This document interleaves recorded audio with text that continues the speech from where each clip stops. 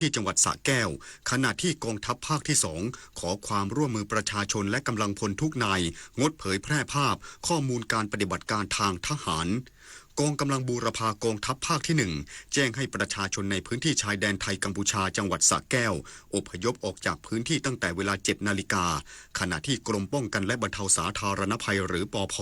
ส่งเซลล์บอร์ดแคสต์แจ้งอพยพออกจากพื้นที่ชายแดนอำเภอตาพระยาโคกสูงอารัญญประเทศคลองหาดจังหวัดสระแก้วให้ออกจากพื้นที่ชายแดนไปศูนย์พักพิงชั่วคราวทันทีพร้อมติดต่อกำนันผู้ใหญ่บ้านองค์กรปกครองส่วนท้องถิ่นและที่ว่าการอำเภอเพื่อนัดหมายอพยพขณะที่กองทัพภาคที่2ขอความร่วมมือประชาชนและกำลังพลทุกนายงดเผยแพร่ภาพข้อมูลการปฏิบัติการทางทหารเพื่อป้องกันไม่ให้ข้อมูลสำคัญถูกนำไปวิเคราะห์ต่อยอดจนกระทบความปลอดภัยของผู้ปฏิบัติในพื้นที่และความมั่นคงของประเทศสำหรับกำลังพลทุกระดับชั้นห้ามเผยแพร่ข้อมูลอาวุธแผนปฏิบัติวิธีการหรือการเคลื่อนย้ายกำลังห้ามถ่ายภาพที่มีพิกัด GPS หรือเปิดเผยตำแหน่งยุทธการแม้ข้อมูลบางอย่างอาจไม่ใช่ความลับแต่เมื่อรวมกับข้อมูลอื่นๆอาจกลายเป็นภาพรวมยุทธการที่ฝ่ายตรงข้ามนำไปใช้ได้ทันทีโดยขอให้ร่วมใช้โซเชียลมีเดียอย่างระมัดระวังเพื่อความปลอดภัยของกำลังพลและเพื่อความมั่นคงของประเทศจบข่าวธราวุฒิวิชัยดิษฐ์อ่านรับฟังข่าวครั้งต่อไปเวลา 10 นาฬิกาครับติดตามข่าวที่นำเสนอไปแล้วได้ที่ www.thainews.prd.go.th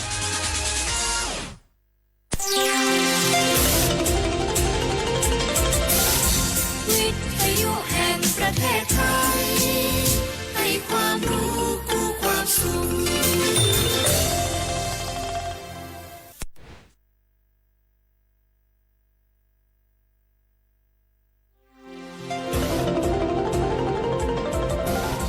วิทยุแห่งประเทศไทยให้ความรู้คู่ความสุข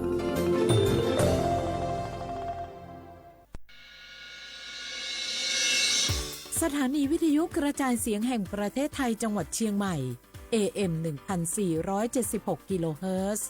สถานีวิทยุภาคภาษาชาติพันธุ์แห่งเดียวในประเทศไทยที่มีความทันสมัยเชื่อถือได้สร้างอัตลักษณ์กลุ่มชาติพันธุ์สู่สากล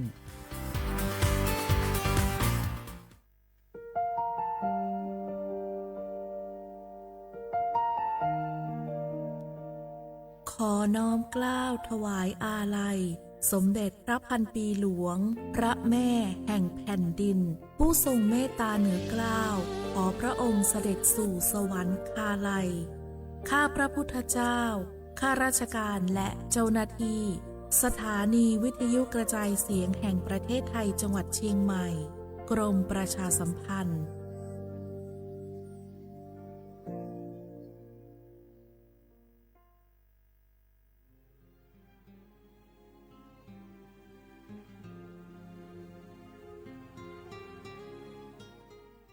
This is a moment of profound grief for the Kingdom of Thailand. We, the collective voices of Radio Thailand Chiang Mai, join the Thai nation in mourning the passing of our beloved Queen Martha, Her Majesty Queen Sirikit. Her life was a testament to the unwavering service, grace, and deep love for the Thai people. Our humble condolences and thoughts are with His Majesty the King, the royal family, and all the Thai people during this deeply sorrowful time. We will remember her forever.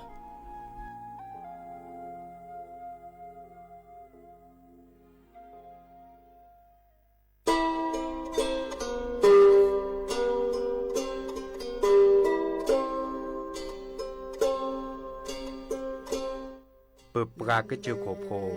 เปิดปรากลือปรากยอสู่หากอสหากอตาเชกตอเลจอปามโมสาสมูลอพีตาบิยอภาแกเปิดปรากลือปรากยอ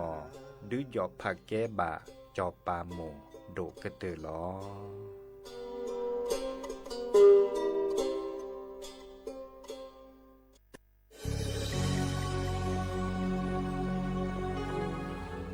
เกิดเป็นคนไทย เติบโตบนผืนแผ่นดินไทยจงภูมิใจในความเป็นไทยชาติไทยเรานั้นนับเป็นชาติที่มีความเป็นมาเก่าแก่ยาวนานเรามีภาษาวัฒนธรรมและมีสิ่งต่างๆที่เป็นเอกลักษณ์ให้เราได้ภาคภูมิใจในความเป็นคนไทยเราควรเห็นคุณค่าและมีความรักชาติหวงแหนแผ่นดินอันเป็นมรดกของบรรพชน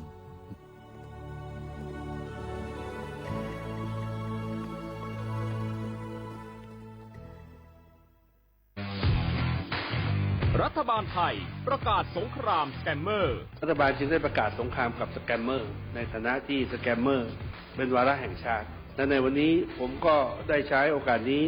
มารายงานความคืบหน้าและเน้นย้ำถึงสิ่งที่เราต้องร่วมกันทำต่อไปรัฐบาลได้จัดตั้งคณะกรรมการอำนวยการป้องกันและปราบปรามอาชญากรรมทางเทคโนโลยีขึ้นมาโดยมีผมเป็นประธานด้วยตนเองเพื่อให้ทุกหน่วยงานทำงานไปในทิศทางเดียวกันเราได้มีการลงนามบันทึกความเข้าใจระหว่าง 15 หน่วยงานหลักทั้งภาครัฐและภาคเอกชนตลอดจนสถาบันการเงินเพื่ออุดช่องโหว่ทางการเงินและตัดเส้นทางเงินของกระบวนการอาชญากรรมเหล่านี้ให้สิ้นซากรวมพลังคนไทยต้านภัยสแกมเมอร์นายอนุทินชาญวีรกูลนายกรัฐมนตรี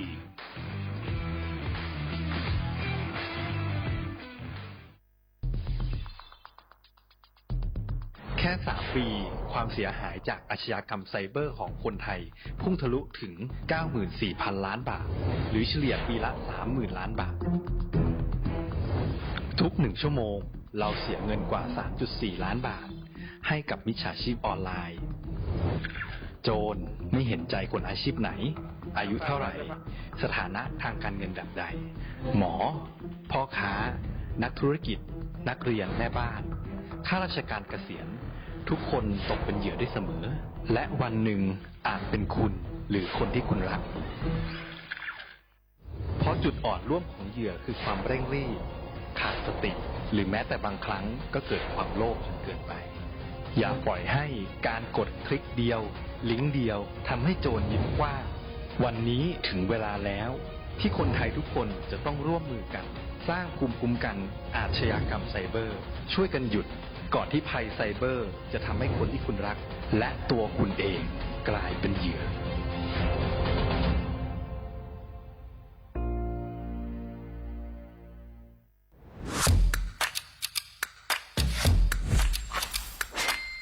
กลับมาแล้ววันนี้กับโครงการคนละครึ่ง plus รัฐออกครึ่งประชาชนออกครึ่งช่วยเศรษฐกิจไทยหมุนเวียนเติบโตถ้าเราช่วยกัน plus ต่อยอดให้เศรษฐกิจไทยเติบโตอย่างยั่งยืนด้วย5 plus plus ที่ 1 เพิ่มช่วงอายุผู้เข้าร่วมโครงการจาก 18 ปีเป็น 16 ปี plus ที่ 2 เพิ่มวงเงินใช้จ่ายจาก 150 บาทเป็น 200 บาทเพิ่มพลังซื้อของประชาชนเพื่อกระตุ้นการหมุนเวียนในระบบเศรษฐกิจฐานรากลดภาระค่าครองชีพ plus ที่ 3 เพิ่มสิทธิพิเศษด้วยการดูแลผู้ที่อยู่ในระบบภาษีให้ได้รับสิทธิพิเศษมากขึ้นเพื่อสร้างแรงจูงใจให้ทุกคนร่วมอยู่ในระบบอย่างโปร่งใส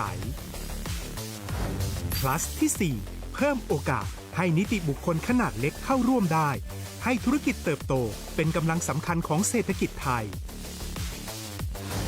plus ที่ 5 เพิ่มทักษะใหม่เพื่อพัฒนาให้ร้านค้านำความรู้ใหม่ๆมาช่วยเพิ่มยอดขายลดต้นทุนเรียนรู้เติบโตและปรับตัวไปกับเทคโนโลยีใหม่เพื่อสร้างเศรษฐกิจที่แข็งแกร่ง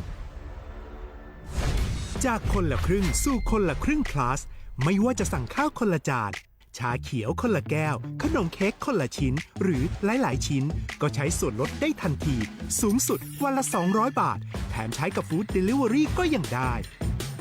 สำหรับประชาชนไทยอายุ16 ปีเป็นต้นไปสมัครรับสิทธิ์ผ่านแอปพลิเคชันเป๋าตังวันที่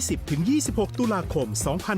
2568 สำหรับร้านค้าที่สนใจร่วมโครงการสมัครได้ผ่านแอปถุงเงินวันที่ 15 ตุลาคมถึง 19 ธันวาคม 2568 แล้วเตรียมพร้อมรับลูกค้าจากทั่วประเทศเพราะนี่คือโครงการที่คนไทยทุกคนช่วยกัน plus เพื่อให้เศรษฐกิจไทยโตไปพร้อมกันโครงการคนละครึ่ง plus ดำเนินการภายใต้เป้าหมายที่ชัดเจนของรัฐบาลในความต้องการกระตุ้นเศรษฐกิจ ลดภาระค่าครองชีพให้ประชาชน และยกระดับศักยภาพผู้ประกอบการไทยให้พร้อมในยุคดิจิทัล โดยยังคงยึดหลักความโปร่งใส ตรวจสอบได้ และป้องกันการใช้สิทธิ์ที่ผิดวัตถุประสงค์ คนละครึ่ง plus เพิ่มพลังเศรษฐกิจไทย พร้อมโตไปด้วยกัน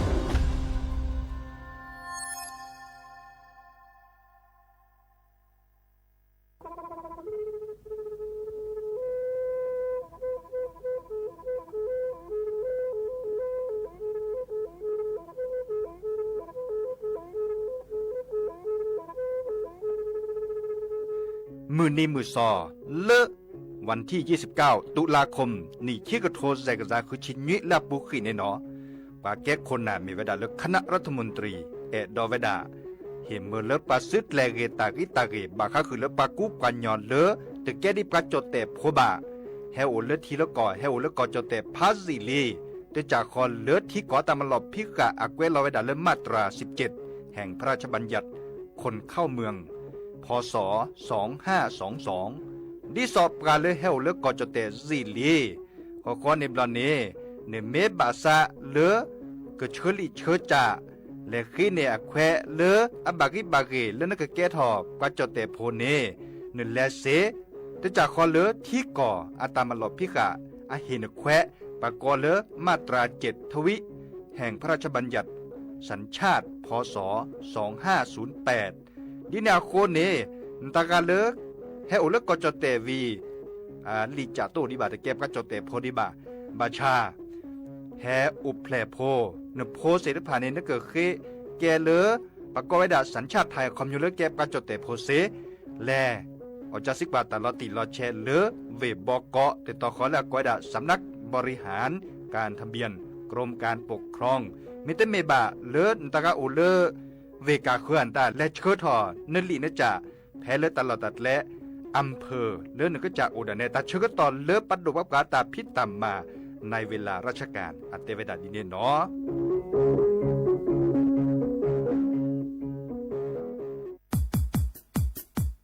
ดอปูแบบปากญอโพเนเมบาสะสู้ออมมือออเลวิทยุกลือหลอกอจเตเวกีแมตตอนยาอีบอบบาเนบาคาคือเล่นตาพิษต่ำมาตาพิออมมาออจดแต่กว่าก็ได้และสนใจโฆษณา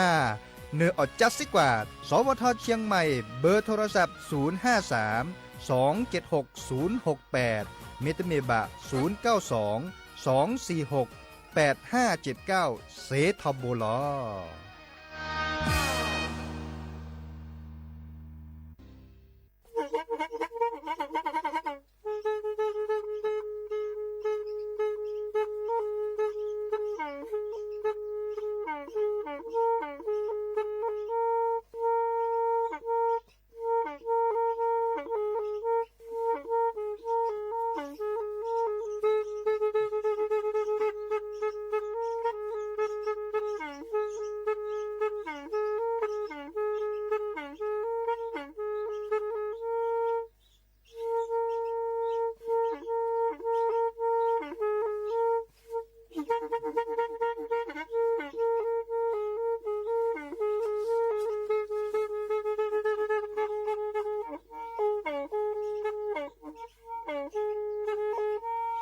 แพอี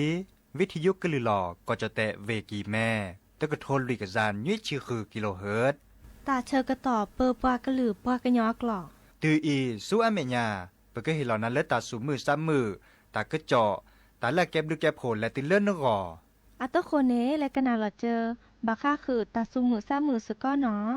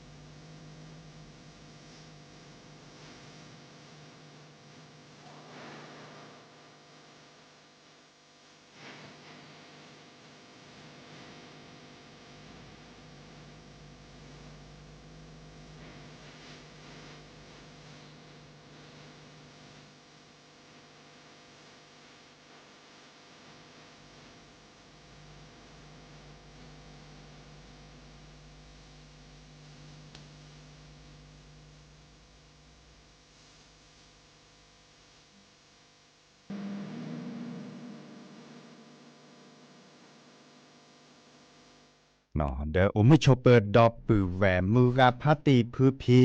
โรมอสเกาะปราโดกนาตาโพประกวาดดอตาโพเปิดปรากึลลือปรากญอก็กานเนาะตาชกต่อมือรอคอควินนารีอัปเดตชิแกเลติเลอร์อนาริเตชีเฮตุกลซับแพเลตลอดตัดและวิทยุกลือหลอกก็จเตเวกีแม่แต่ตอนยาอีเนาะสวทเชียงใหม่ AM ตึกโทรลุยกระจานยุ้ยชื่อคือกิโลเฮิรตซ์สำนักงานประชาสัมพันธ์ที่3เนาะเวกีแม่ตุกลซับเดียดีเจเสมอเนาะจอสับปิเสมอเฉลิมสิริวงชัยเฮตุกดับปูแวซิโซโดหรอโลบาโอกลซับเดียโลบาคือดกนาตาสวิซาเชอโทรศัพท์แฮคอเซเจนำมือกับพัตติและกนาวิทยุแค่นี้ในบาเลตาพิตามาวิลีนะโอเลปราเลสูบุเคสันตาบาเลบอบบุเคสันดอกก็มันแหละมาก้าบุเคสันเนาะบุเคเลก็ได้ข้าวโพดสัตว์เนาะอันเหลือปีมาซาดิเลจันเลตอรุบาจิบะแต่เหนียวจะสิกว่ามือกับพัตติบะเนาะโทรศัพท์แฮคอเซเนาะโทรศัพท์แฮเล053-276-007วะแร่เซคีนุยคือวะนุยเนาะวะแร่เซคีนุยคือวะนุยเป็นเต้บาคักคือละตามันแหละมาก้าวตาบุเคซาตาที่นี่ใหญ่ในกาแฟเนาะกาแฟสารเนี่ยไปพักเลยเจาะซิโซโดเนาะกาแฟสารเนี่ยซิโซโดเนี่ยเปเลเลเซอร์เชียบเลยค่ะเนาะบาชาแล้วก็เจอโคกรถละปะฮับเปรเวดาโอเจเนาะฮับเปรเวดาเดก็เปรบาลาชิกเกเนาะบาชาแต่จากนั้นเราคิดชิเซบันเนาะต่อเจบ่าวจักว่านี่เนาะอะคอมโยเลอะเปรเวดาตาเดเวก็บัลเลชานะดอลเลอร์บัลเลชานี่ดอลเลอร์ปลาเลก็คอเปรดาเลปเปรดาดอกก็และส่วนมันยาปาก็บาออยดาอะขวบพอดูชิบาชาโอเลก็เจอโคกรถละเนี่ยอันเหลือเปรโมเนาะคิดชิเซบันนี่เดคอมโยเลอะเปรพักเงียจ่อดับปูเวแต่กิโลเนี่ยเดดโจเนี่ยจ่อบากกัดเดวดาเบกาแฟซาจานี่เนาะซอนิดเลยนะตอนนี้ดอมเมอร์เนี่ยโอจ่อเนาะนี่ดอมเมอร์เราชอบได้เวลกาแฟจะปัสสูตรก็บ้านเนาะสูเลสิโดตาปากขอที่อันตาสูเลตาสูหลอดที่ซอเลเป็นแย่สักขอที่สกอสักขอที่อันตาแม่ทอเวดาเรลิเนี่ยอาสาเนี่ยอาเรก็เตอหรอเนาะแต่ที่นี่ใหญ่เนี่ยกว่าเล็กกว่าเกกาแฟเปรี้ยวเนี่ยบาชาไม่เมื่อเลยจะชอบเมื่อกาแฟคันนี้เนาะชอบเดดิซอมเมอัสซาปรีนะชอบเนาะอัสซาปรีนะชอบไม่ชอบเลยลูกเคบอสาเนี่ยก็มือเดจ้าเนาะชอบกาแฟสาขาก็น่าไม่มีเลยยาตะป้อนย้อนหรือเปล่าเนาะไม่มีเลยเลเดลดีซาเลเดลลูกเคซาลูกเคบออันนี้คันนี้เลบอสบัดโดโคเนาะอันนี้คันเนี่ยก็เน็ตเคลเดเจเดชั่วโมงเลยก็ย้อนหรือเจเนาะกาแฟราคาสิโลก็เน็ตกิโลไม่มีเลยยาเนาะภาษีเนาะบาชาปราบลือละกันเดวิดาตะจุดนี้เนาะแกตาสุตาปลาราคาเลยปะก็จัดจอบมาแล้วเนาะเกคุยช็อตเชเวดาโลเนี่ยเนาะเลยให้ปืนรอโตโคโลเนี่ยเลยคิดเลยเปเนี่ยเนาะก็จัดจอบมาอันเนาะเกคุยเลชอไว้ด่าเลเห็นมันเลยปลาสีพคอโพแล้วก็เจอโคกรถลาเดอสู่ไว้ด่ามันเลยมาเกแค่นี้บลาเดอนี่มันเลยมาเก่ามาจากบันนี่นะเหลือเปตัวเนี่ยโอเคเนาะมาจากแต่ที่นี่ยังดิซอมีอันเหลือเปเดเรเดเจเนาะดินาโคเนซักคือเจอปือพอแบบพอเลเนมันเลยมาเก่าเลิกกาเตกาแฟก็กาเจเนาะแต่สับวิเลยจะแปลคือดับปือแวโต๊ะขมก่อนจะเปลี่ยนในเมวดาเลสุยกันยอเลชุด3พรานอัตตาเดก็แทกต่อผ่าดีตาซาเวียนตาตะบื้อและเพลบาชาตาก็จอและโลโดดิซอเลปก็บาข้อกว่าแค่นี้เนาะเมวดาเลดิซอปกอเลปาแกดิซอตัดดื้อซื้อนี่เหมาะตัดดื้อซื้อแล้วก่อจดแต่เชอเนาะแล้วก่อกัมพูชาเนาะแค่นี้เนี่ยให้เกตดื้อหรอเราซาดบลอดี้จดแต่นี่โลบาเลมาวีมาเทเฮียเนาะแต่คันนี้อันเลวดาซิกาทอกาดโปกเนี่ยมาวิมาเทมาลอติลอเชียจากนี้ตลอดตัดเล็บเพื่อตอนเลยเลิกก็เฮลอซะตลอดตัดเล็บเพื่อตอนเลยเลิกก็ลอติลอเชียมาไม่เซดตะมุมาสลัดเคลก็ตื่นจากนี้หมดเลิกจดเตะเนาะดิเนี่ยโคเนี่ยแค่นี้เด้อเป็นไม่กว่าเด้อปกบะเฮกิเฮบาเลติเลปาแกซื้อโพอากอ สิโลตาตะมือก็คือโอทอดิซอลเลตัดดิซิโกทอเนี่ยเลิกกอจเตเนี่ยก็เทกต่อพระดิซอลเลเป็นหลอบเป็นดอกแต่แล้วเป็นหลอบเป็นดอกก็ช็อตดอลลี่เนาะเมื่อเลิกกาจิโพคอโพดิซอลเลโอตลอดตัดเลเลอัลลอปลีเนาะโอตลอดตัดเลเลบัดบาเลคือบัดที่บัดตัวอันตาเสเจจากนี่เด้อเมื่อเลิกก็โอตลอดตัดเลเลบุกเตอเสด็จผ่านนี่เด้อชอตเลกตลอดอุลโชเนาะเลคือตลอดตัดเลเลปูเพลตาตาซอก็จะเตะก็เทกต่อพาไปได้ก็ชอดอลลี่แนกกว่าแชร์ปราจิโพคอโพคีเรียก็เตอหรอเนาะกว่าแชร์ไม่เหมือนเลซื้อพวนตาเลพี่ตามาตาเลมาตาเลก็จะเตะพวกอันนี้คาเดปักกว่าแชร์คีเรียก็เตอแค่นี้เนี่ยลุยเวเนาะลุยเวเลโอบูเลกอดเชเนก็บ่าซึดแล้วเราเจอตลอดหลอดโชปักกว่าดาก็บ่าเลวเลปักกว่าดาเลอพยพเนาะอพยพไปยังที่ปลอดภัยเนาะอีกคันนี้ลุยเว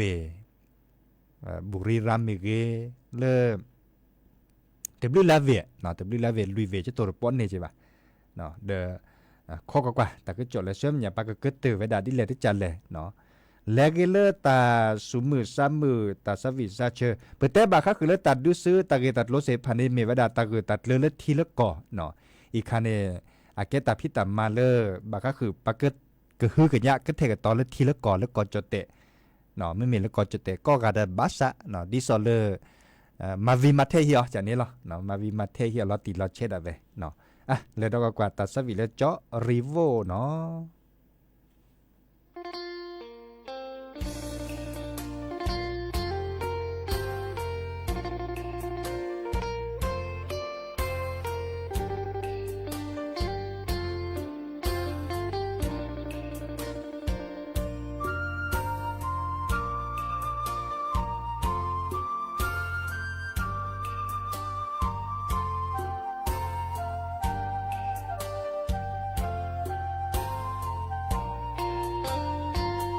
มือนอเตอกว่าจอมอโตการิโวเตโอโตโดมือก็นอโพมือนอโพคากีอาโคซาโลบามือก็นอโพโดโพทอจอแวอีลือพุนาตาโตเนื้อแต่ย้อนเลตะกระเดนาบาโอเกจอจอตาเตโอดีโซกว่าซอโตโดกว่ามือเกนอมือเกนอก็เลยตาปลือซาบาพอแม่ที่รอเลจะบอปาปาเตโอสาเกยอยาไม่แวลยาอีปาพอโพซาชาโดเลเนแต่เนวาดอริโวจออีเนตาเตโอโลริโวเยอะเวเตเนเนเมเลปาตาโอตาเซแต่โลโลพญาเกลเธอโจยายบาโอโลก็โอก็เจียมือเกนอแฮดอกเกยาเอยาเลสุเลซาตากะเกเนสเตกว่าเนเมทาบากูบาลอยาเนเมพาสเนเอยาจะเกอแอนาลอทูลอโจ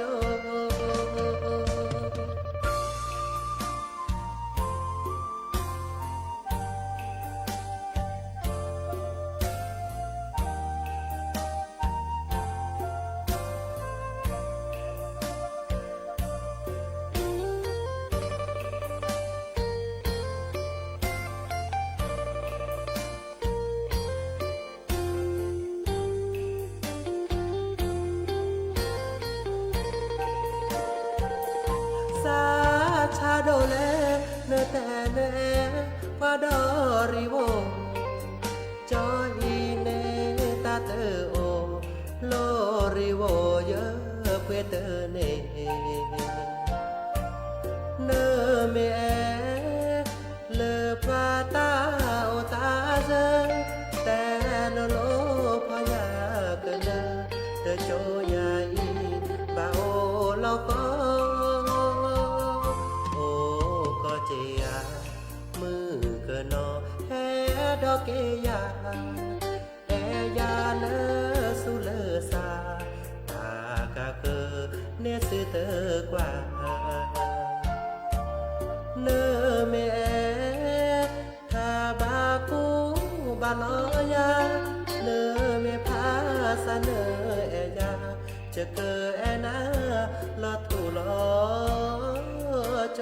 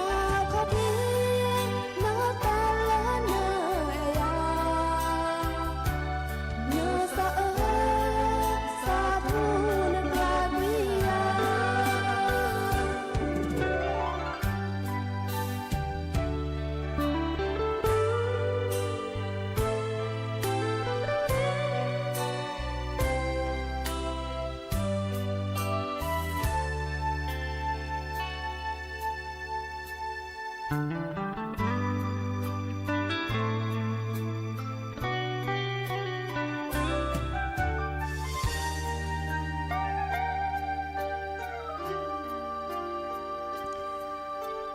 ตอลีนอตาสวิเลอแล้วก็เวนออีอาตาสวิ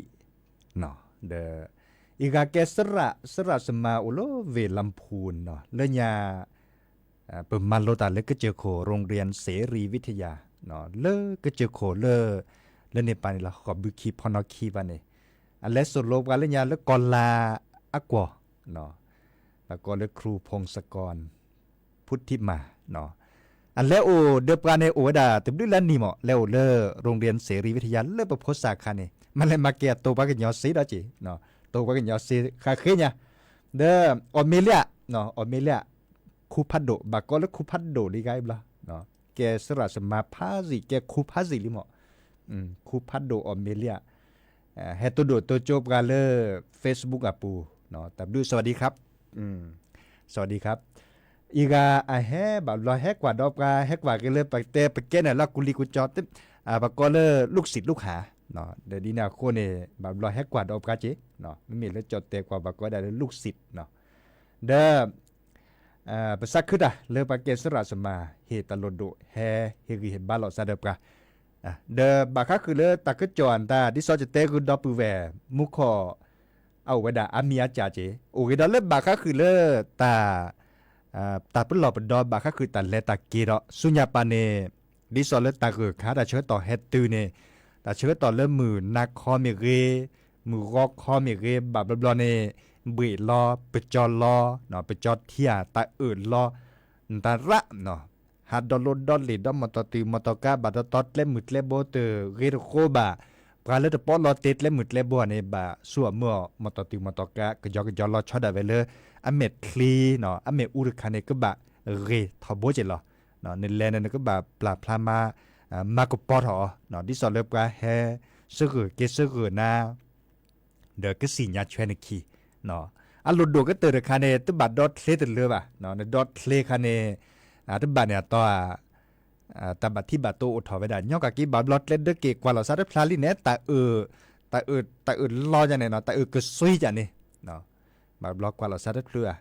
เวลาคับบาก็คือเลตัดจีก็ปัจจิสอจีเซติตาคันเนเกตาละลุดโดเจาะเนาะเจอเกเลเล่มืดเล่บัวขอสัวเมื่อดิซอเลเล่มืดเล่โบเลดอยอินทนนจะโตก่อนเลตาบัดที่บัดโดดิซอเลมอตติมอตการิมือริขีอับลือหล่อซ่านตาลอดจื้อเล่มืดเล่บัวขอเคลื่อนตาบลือแลบหล่อเนาะตอนบาเจบ่ะโตก่อไว้ดาเนก็บาคาละตลอดติดเล่บ้าเมียดอไว้ดาเคลตเลือเมีมีบาซาเมนตันเลตอร์บาเจบะเนาะจะฮัดจะโตก็เกเจเนาะเดบัดบลอเนปกว่าเล็กว่าเกตุเลปราซิโจเนโอเจเนาะดีนาโคเนเดตันเลตาเกดอลดอลเลเนาะดอกกะยอเนาะเชื่อมึลาเจนลาเลนกะปูแพลตาตาซอตาบัดที่บัดโตก็กะเนาะรอคอดนิยาจะเกิดเตดาเปอีหรอเลิกแค่มาหาดอคุณนารีตุเลยุยนารีปือพอมูลาเกเฮตุลอกคอเชอร์ดับปูเวเนาะเมื่อเมเลรอคอดนิยาจะเกิดแปลตาสวีบาคาคือเลซาอุเลนกอเนาะซาอุเลนกอในบาคาคือดอลดอลเลนี่หรอสระกลินีอัตเตทอตาสวีขอความในบันเดไม่เกิดเติร์ตาเดแค่ขอกันเลทาเนาะทาเลคีทาเลเปลปับพุริซาปาอุลือมาทาเนาะดินาโคเนรอคอดนิยาอุชวดเคลเบมือซับพรีก็กันเนาะตาบลือ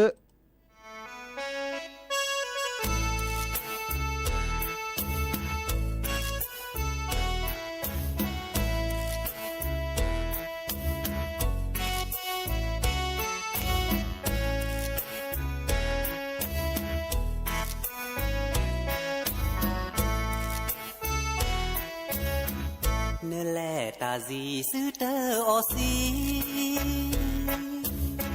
เนื้อแม่เมฮีดอโลดอเลเดเรโชโมทีปลาเลเนเนื้อโพเนื้อมากว่าลาเนื้อแกลตาเปอลอเนเรเนตาอูว่าดื้อตาปู เนปราเชตาเพลปรานาเกบาพอเดปรานาโลอาโดอาเปโลเนซาดอโลดอเลดอกเกยอกยอดอกเลเดเรตาบาโยอาปรามาตาเคลเกลอบาตาเจเกแบเกแบเกแลมือเกเร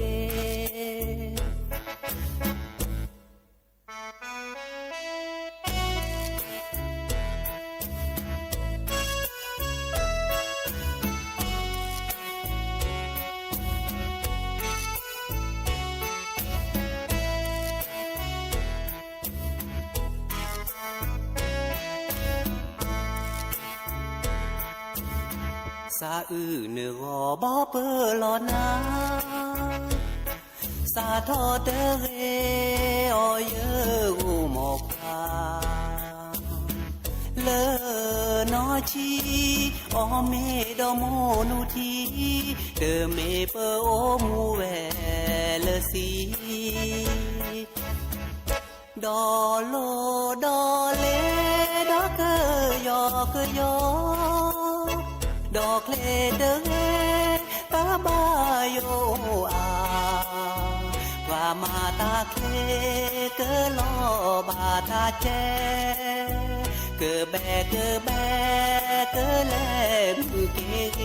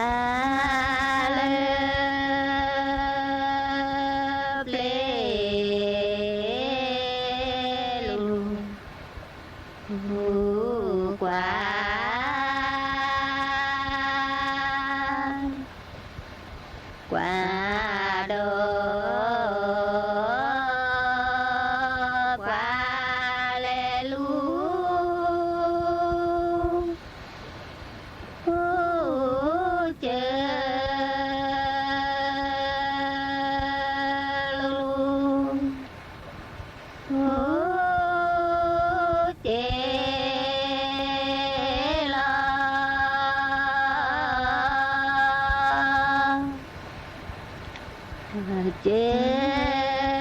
ลูตา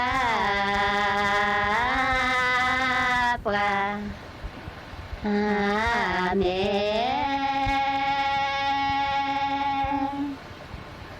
แม่ยาโอเจอแลเก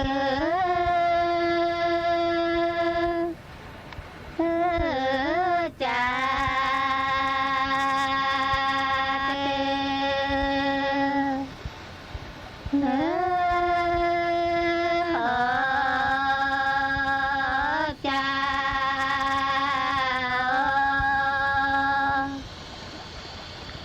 โห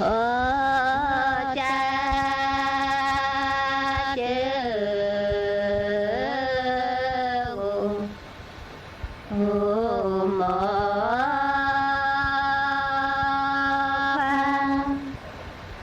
โอควาโอตาเลนวาโอ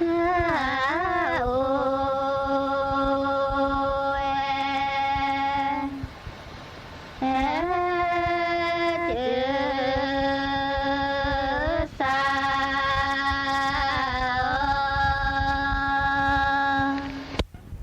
โนเดเมทีปาเลปูนาเตเมทีปาเลปูจามีเตหูสาเตหูนามีเตหูสาเตหูจาเนเอลาเตทุจาเนเดลาเตทุคือปอลาโทดาสุลาเกปะลาโทดาสุนาเตเมทีปาเลสานาเตเมทีปาเลสานามีเตหูสาเตพลานามีเตหูสาเตพลาจาเน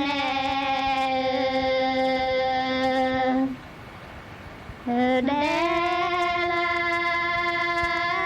เตทุจาเนเดลาเตทุลาคือปอลาโทดาสุลาเกปะลาโทดาสุนาเตเมแจเกนนาเตเมแจเกน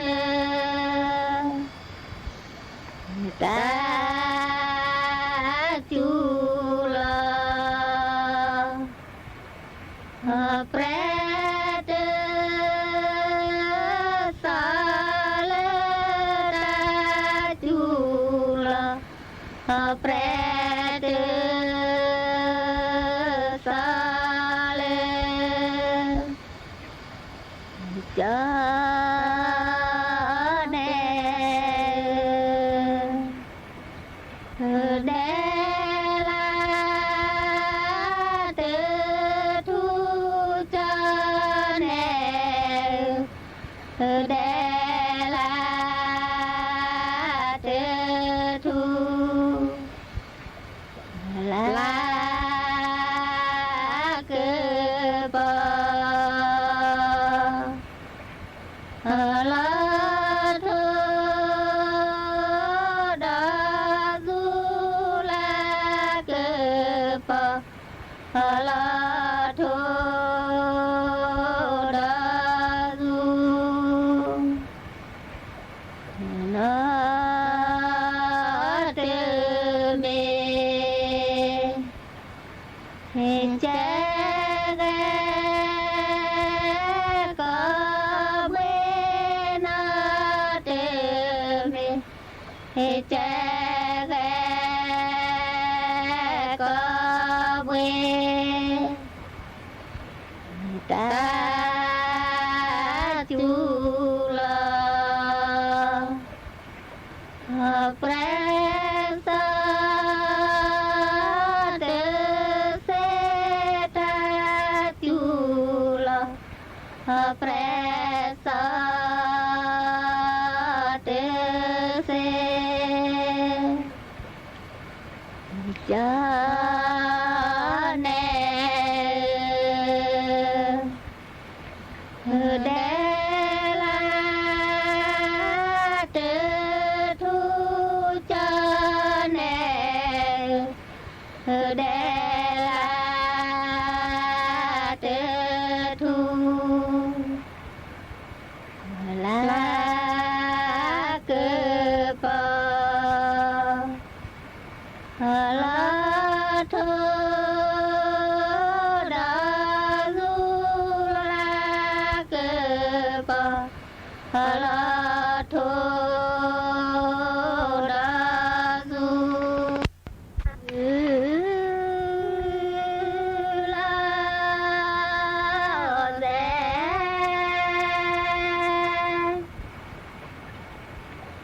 บอเล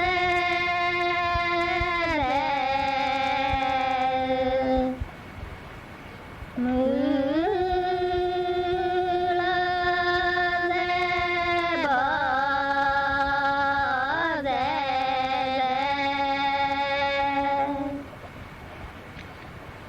สาบานาเลจอยสาบานาเลจอยนอเดเม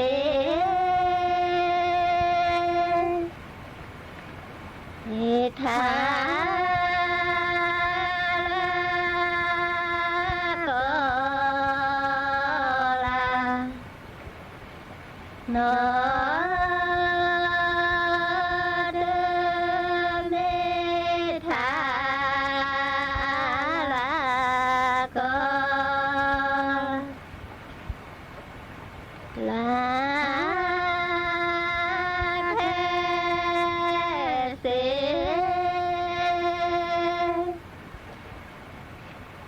บีเดทีวาลาเทเสบีเดทีวามือลาเซ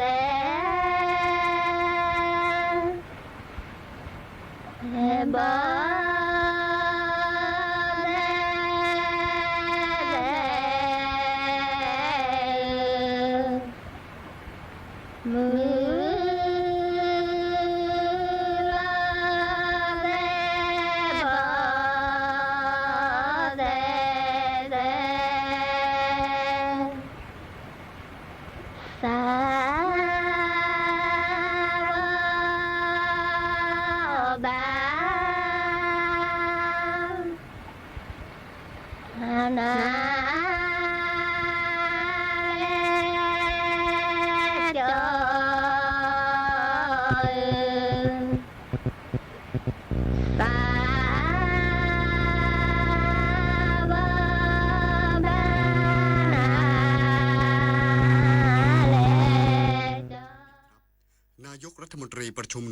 ความมั่นคง ติดตามสถานการณ์ชายแดนไทยกัมพูชา อีกสักครู่กลับมาติดตามรายละเอียดครับ สุขภาพดีเริ่มตั้งแต่วันนี้โดยเฉพาะผู้สูงอายุ แค่ลุกขยับวันละนิดเดินช้าๆแต่สม่ำเสมอ อย่าเครียดเลือกกินให้ถูกหลักพักผ่อนให้เพียงพอ ที่สำคัญต้องไม่ลืมตรวจสุขภาพประจำทุกๆปี เพราะการใส่ใจดูแลเล็กๆเหล่านี้ช่วยให้ผู้สูงอายุมีสุขภาพจิตที่สดใสสุขภาพกายที่แข็งแรง มาร่วมกันทำให้ทุกวันมีคุณภาพมากขึ้น ด้วยการดูแลสุขภาพกันในวันนี้ เพื่อให้พรุ่งนี้ท่านยิ้มกันได้อย่างเต็มที่พายุรุนแรงคลื่นความร้อนน้ำท่วมฉับพลันสภาพอากาศสุดขั้วกำลังทวีความรุนแรงขึ้น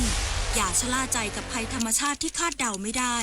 แต่เราสามารถช่วยกันชะลอสภาพอากาศสุดขั้วด้วยการลดการใช้พลังงานหันมาใช้ขนส่งสาธารณะและพลังงานสะอาดทิ้งเศษอาหารให้น้อยที่สุดมาช่วยกันลดคาร์บอนฟุตพริ้นท์เพราะทุกการกระทำเล็กๆของเราล้วนเป็นก้าวที่ยิ่งใหญ่ในการปกป้องโลกใบนี้แสนอาลัยสมเด็จพระพันปีหลวงไทยทั้งปวงหมองหม่นก่นร่ำให้พระผู้เสด็จสู่ฟ้าสวรรค์แนบดวงใจตามพระบาททุกชาติภพปวงประชาน้อมสำนึกในพระมหากรุณาธิคุณเป็นล้นพ้นอันหาที่สุดมิได้ข้าพระพุทธเจ้าคณะผู้บริหารข้าราชการและเจ้าหน้าที่สถานีวิทยุกระจายเสียงแห่งประเทศไทยกรมประชาสัมพันธ์ในโลกยุคปัจจุบันที่ข้อมูลเปลี่ยนแปลงทุกๆเสี้ยววินาทีข่าวปลอมถูกสร้างขึ้นทำให้เราหลงเชื่อได้ง่ายมากกว่าที่คิด